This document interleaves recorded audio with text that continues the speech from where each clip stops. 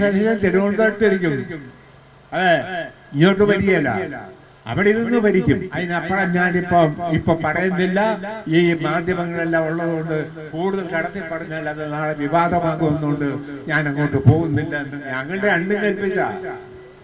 അത് തന്നെ, നിങ്ങൾക്കൊക്കെ വീട്ടിൽ ഭാര്യയും മക്കളും ഒക്കെ ഉണ്ട്, ഫോറസ്റ്റുകാരനും പോലീസുകാരനും ഒക്കെ ഇല്ലേ?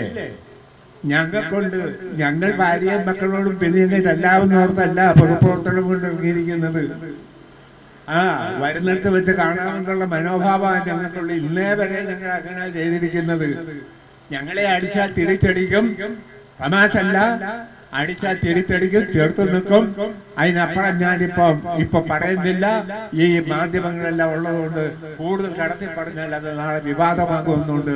ഞാൻ അങ്ങോട്ട് പോകുന്നില്ല എന്ന കാര്യം പറയാൻ ആഗ്രഹിക്കുക. അതുകൊണ്ട് ഞങ്ങളെ കൊണ്ട് ആവശ്യമില്ലാത്ത പണി ചെയ്യിക്കരുത് നിങ്ങള്. ഇടുക്കി ജില്ല രൂപം കൊണ്ട് തന്നെ പോരാട്ടത്തിന്റെ ചരിത്രത്തിലാണ് ഇല്ലേ? ഇവിടെ എന്താ ഉണ്ടായിരുന്നത്? 150-200 വർഷം മുമ്പ് കണ്ണന്തേവൻ കമ്പനി തേയിലത്തോട്ടം. അത് കഴിഞ്ഞ പിന്നെ പീരിമേടിലെ തേയിലത്തോട്ടങ്ങൾ, മലയാളം പ്ലാന്റേഷന്റെ തോട്ടങ്ങൾ. അത് കഴിഞ്ഞ് പിൽക്കാലത്താണ് ഏലത്തോട്ടങ്ങൾ ഉത്ഭവിച്ചത്. ആ ഏലത്തോട്ടങ്ങൾ ഉണ്ടായത് തന്നെ തമിഴ്നാട്ടിൽ നിന്നും കുടിയേറി കൃഷിക്കാർ കൃഷി ചെയ്താണ് ഇന്നത്തെ ഏല ഉൽപാദനത്തിന്റെ രംഗത്ത് വലിയ പങ്കുവഹിച്ചത്. അതിനുശേഷം കുടിയേറിയവരാണ് ഞങ്ങളെല്ലാം. തൊടുപുഴ താലൂക്കിന്റെ വണ്ണപ്പുറം പ്രദേശം കുടിയൊഴിപ്പിച്ചപ്പോൾ അന്ന് ഞങ്ങളിനെ ചേർത്തിട്ടുണ്ട്. 10 ആണ്ട് മുമ്പ്,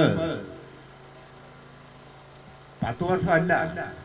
വണ്ണപ്പുറത്തെ സമരം, ചുരുളിയിലും കീരിത്തോട്ടിലും സമരം, ആ സമരത്തിലെല്ലാം പങ്കെടുത്തവനാണ്.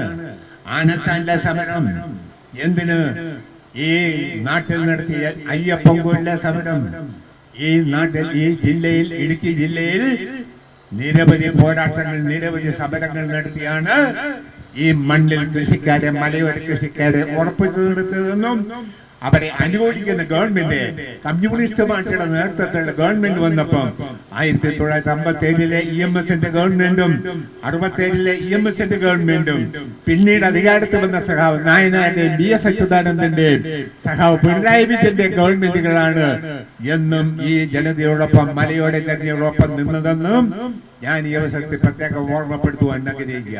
ഇപ്പൊ പിന്നെ എന്താ ഈ 2026-ലെ ഈ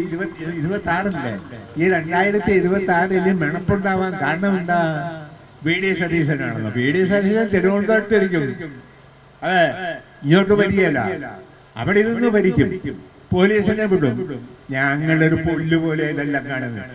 പോലീസിനെ പുല്ലുപോലെ കടന്ന് ഞങ്ങള് പിന്നെ ഫോറസ്റ്റുകാര് കതർ ധരിച്ചൊന്നുകൊടുന്ന് ഫോറസ്റ്റുകാരെ ഞങ്ങൾ ഉപയോഗിക്കുമോ? അങ്ങനെ വിഷയം ഞങ്ങളെ സംബന്ധിച്ചില്ല. ഞങ്ങൾ നേരിടും. മര്യാദ കണ്ടിട്ടുണ്ടല്ലോ, മര്യാദ നടക്കുകയല്ല. നിനക്കൊക്കെ ഉണ്ടല്ലോ വീടും കുടുംബവും ഇല്ലേ? ഞങ്ങളെ പോലെ ഭാര്യയും കുട്ടികളും ഒക്കെ ഇല്ലേ? ഇവിടെ ജീവിക്കണം. അമരാവതിയിലും എന്തിന്? അമരാവതിയില്, അയ്യപ്പൻകോവില്, ചുരുളിയില്, കീരിത്തോട്ടില്, വണ്ണപ്പുറത്ത്, ആനക്കാലില് എണ്ണമറ്റ സമരങ്ങൾക്ക് നേതൃത്വം കൊടുത്ത പ്രസ്ഥാനമാണ് കേരള കർഷക സംഘവും കമ്മ്യൂണിസ്റ്റ് പ്രസ്ഥാനവും എന്ന കാര്യം ഞാൻ ഈ അവസരത്തിൽ ഓർമ്മപ്പെടുത്തുവാൻ ആഗ്രഹിക്കുക. കമ്മ്യൂണിസ്റ്റ് പാർട്ടിയുടെ നേതൃത്വത്തിലുള്ള ഗവൺമെന്റ് അധികാരത്തിൽ വന്നപ്പോഴെല്ലാമാണ് ഈ മണ്ണിൽ കൃഷിക്കാരെ സംരക്ഷിക്കുകയും പട്ടയം കൊടുക്കുകയും ചെയ്തതെന്ന കാര്യവും ഞാൻ ഈ സന്ദർഭത്തിൽ ഓർമ്മപ്പെടുത്തുവാൻ ആഗ്രഹിക്കുക.